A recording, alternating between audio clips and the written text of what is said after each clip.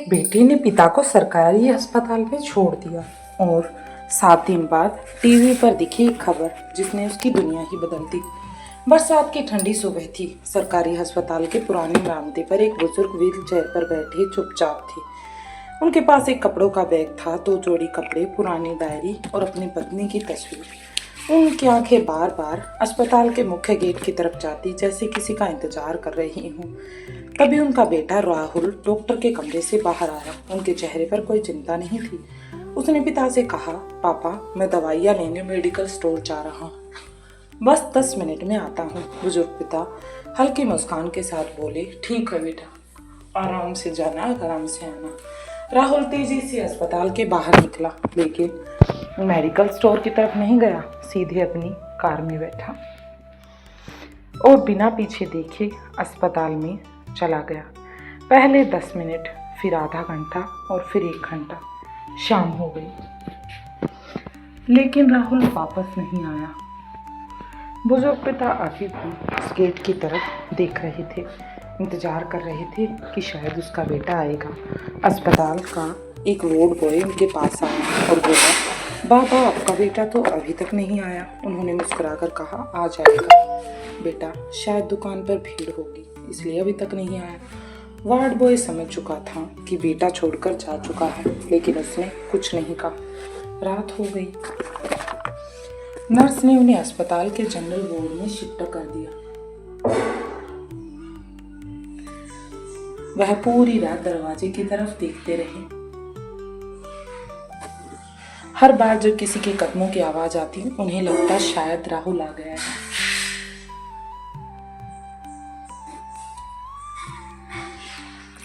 लेकिन हर बार कोई दूसरा निकलता। अगली सुबह डॉक्टर ने पूछा, बाबा, आपके परिवार में और कौन कौन है? उन्होंने धीरे से कहा, बस एक बेटा और बहू है और 2 पोते हैं।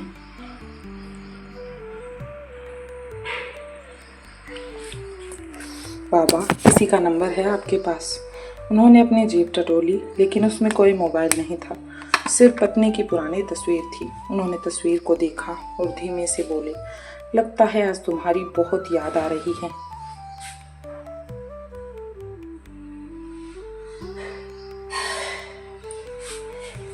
उधर राहुल अपने घर पहुंच चुका था। बहू ने पूछा, पिताजी कहाँ हैं? राहुल ने बिल्कुल सामान्य आवाज में कहा, अस्पताल में भर्ती करवा दिया। डॉक्टर ने कहा, कुछ दिन वहीं रहेंगे। बहू ने राहत की सांस ली। उसे भी बुजुर्ग की जिम्मेदारी बोझ लगने लगी थी। दिन बीतते गए, समय निकलता गया। अस्पताल में सभी लोग उस बुजुर्ग को पहचानने लगे। पहचानते क्यों नहीं? एक ऐसा बुजुर्ग जो अपने बेटे का इंतजार कर रहा है। वो किसी से शिकायत नहीं करते, जो खाना मिलता खा लेते। कोई मरीज परेशान होता तो उसे हिम्मत देते। किसी गरीब के पास दवा के पैसे नहीं होते तो अपनी छोटी सी पेंशन में से बचाए हुए पैसे कुछ नोट निकालकर उसकी मदद करते थे। नर्स हैरान थी, जिस इंसान को उसका अपना बेटा छोड़ गया है वो दूसरों की मदद कर रहा है। वो आज भी दूसरों के चेहरे पर मुस्कान लाने की कोशिश कर रहा है।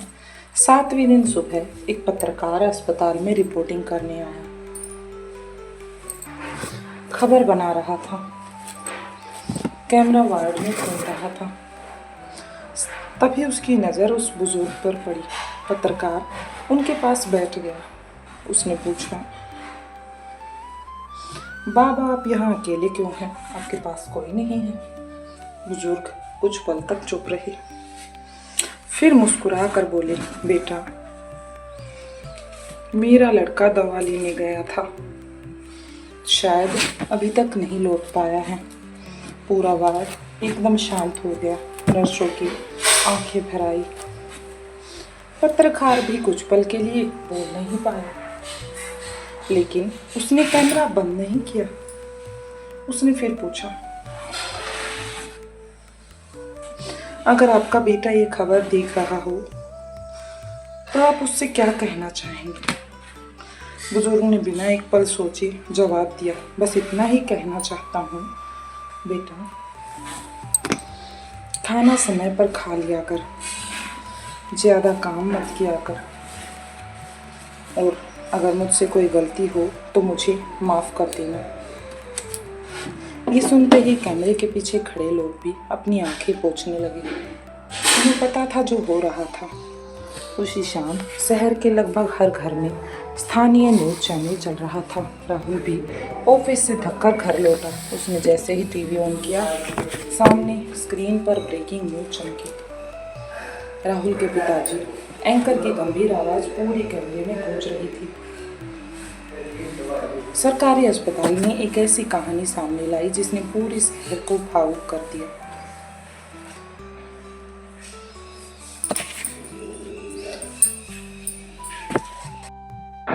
लेकिन अगले ही पल उसके हाथ से पानी का गिलास छूटकर जमीन पर गिर पड़ा। उसकी आंखें स्क्रीन पर जड़ हो गई, चेहरा सफ़ेद पड़ गया और दिल इतनी तेज़ धड़कने लगा कि बस पूछो ही मत। मानो कोई बहुत बड़ा राज अब पूरी दुनिया के सामने आने वाला है। टीवी पर आखिर ऐसा क्या देखा जिसने राहुल की पूरी दुनिया बदल दी? आखिर ऐसा क्या था टीवी पर जो कुछ अलग था? टीवी पर क्या दिखा जिसने बेटे की दुनिया बदल दी? टीवी स्क्रीन पर वही सरकारी अस्पताल का वार्ड दिखाई दे रहा था। कैमरा धीरे धीरे उस बुजुर्ग पिता के चेहरे पर जूम हुआ। राहुल के होठ कांपने लगे, दिल झूमने लगा। वो बुदबुदाया, पापा। उसकी पत्नी भी दौड़कर टीवी के सामने आ गई। पूरा घर एकदम शांत हो गया। न्यूज़ एंकर बोला, 7 दिनों से इस बुजुर्ग को सरकारी अस्पताल में कोई लेने नहीं आया, लेकिन इन 7 दिनों में उन्होंने जो कुछ किया उसने पूरे अस्पताल का दिल जीत लिया। इसके बाद वीडियो चलने लगी। एक गरीब मजदूर अपनी बीमार बेटी को गोद में लेकर रो रहा था। डॉक्टर ने बताया कि कुछ ज़रूरी दवाएं बाहर से खरीदनी होंगी। मजदूर के पास पैसे नहीं थे। तभी उस बुजुर्ग ने अपनी जेब से पुराने कपड़े से बंधे कुछ नोट निकाले और बिना कुछ कहे डॉक्टर के हाथ में रख दिया। बेटी का इलाज पहले कीजिए।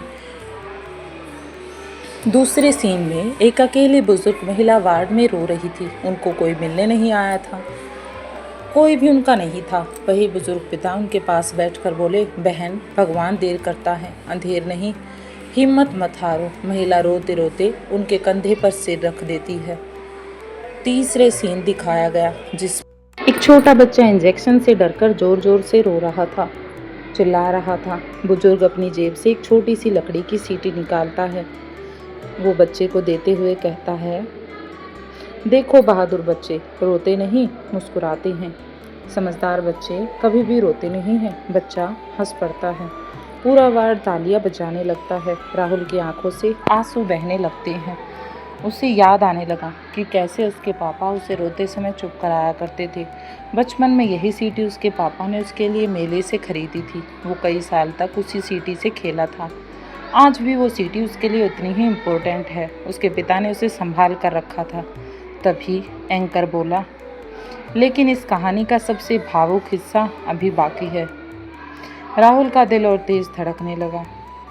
स्क्रीन पर पत्रकार फिर से बुजुर्ग के पास बैठा दिखाई दिया।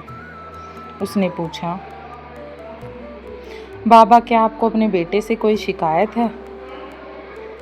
बुजुर्ग मुस्कुराए और मुस्कुराकर धीमी सी आवाज़ में कहा, शिकायत? उन्होंने सिर हिलाया। नहीं बेटा, मुझे उनसे कोई शिकायत नहीं है। शिकायत तो अपनों से होती है। मुझे यकीन है कि मेरा बेटा तो किसी बहुत बड़ी परेशानी में होगा, तभी तो वो मुझे अकेला नहीं छोड़ता। और ये सुनते ही राहुल फूट फूट कर रो पड़ा। उसकी आंखें आंसू से भर गई। वो ज़मीन पर बैठ गया। उसकी पत्नी भी रोने लगी। दोनों बच्चों ने पहली बार अपने पिता को इस तरह टूटते हुए देखा। टीवी पर एंकर की आवाज़ फिर गूंजी, अगर ये बुजुर्ग के परिवार वाले हमें देख रहे हैं तो हम उनसे सिर्फ इतना ही कहना चाहते हैं, आपके पिता आज भी आपका इंतज़ार कर रहे हैं। आपके वेट में हर रात दरवाज़ा देखते हैं। पूरा शहर ये खबर देख रहा था। सोशल मीडिया पर वीडियो लाखों बार शेयर होने लगी थी।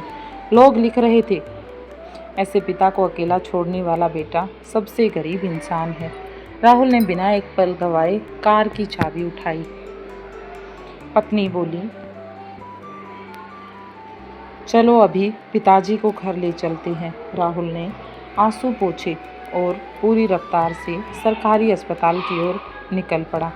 लेकिन क्या पता वो वहाँ मिलने वाले थे या नहीं। उसे बिल्कुल भी अंदाज़ा नहीं था कि अस्पताल पहुँचते ही क्या होने वाला है। उसे एक ऐसी सच्चाई पता चलेगी जिसकी उसने कभी कल्पना भी नहीं की थी, जो उसकी सोच से भी परे थी। वार्ड में पहुँचते ही डॉक्टर ने जो कहा उसे सुनकर राहुल के पैरों तले जमीन खिसक गई, आसमान हिल गया। अब आगे क्या हुआ? अस्पताल पहुंचते ही डॉक्टर ने जो कहा, राहुल की कार अस्पताल के गेट पर आकर रुकी। वो लगभग दौड़ता हुआ जनरल वार्ड की तरफ भागा। उसकी सांसें तेज चल रही थी। बस एक ही बात उसके मन में गूंज रही थी, पापा मुझे माफ़ कर दीजिए। वो वार्ड में पहुंचा, लेकिन जिस बेड पर उसके पिता पिछले 7 दिनों से थे वो बेड खाली था। उस पर कोई नहीं था। राहुल ये देखकर घबरा गया। उसे चिंता हुई कि आखिर उसके पिताजी कहाँ चले गए। उसने नर्स से पूछा, सिस्टर यहाँ जो बुजुर्ग थे मेरे पिताजी हैं, वो कहाँ हैं? नर्स ने उसे पहचान लिया। उसकी आंखों में नाराज़गी साफ दिखाई दे रही थी। वो नाराज़ थी, लेकिन वो क्या बोल सकती थी? वो बोली, आज याद आ गई पिताजी की। राहुल सिर झुकाकर खड़ा रहा। तभी डॉक्टर बाहर आया। उन्होंने गंभीर आवाज में कहा, आप राहुल हैं? राहुल ने कांपती आवाज में कहा, हाँ मैं उनका बेटा हूँ, राहुल। डॉक्टर कुछ पल चुप रहे और फिर कुछ देर बाद बोले, आपके पिताजी सुबह यहाँ से चले गए। राहुल के पैरों तले ये सुनकर जमीन खिसक गई। क्या? कहाँ गए? कहाँ चले गए मेरे पिताजी? डॉक्टर ने मेज़ पर रखी एक पुरानी डायरी और कपड़े का बैग उसकी ओर बढ़ाया। जाते समय उन्होंने ये आपके लिए छोड़ा है। राहुल ने कांपते हाथों से डायरी उठाई।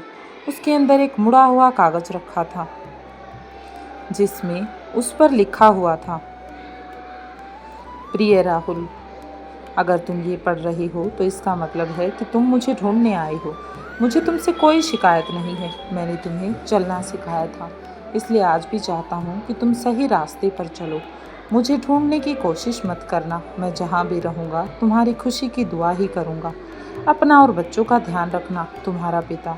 ये पढ़ते ही राहुल ज़ोर ज़ोर से रोने लगा। उसने डायरी अपने सीने से लगा ली।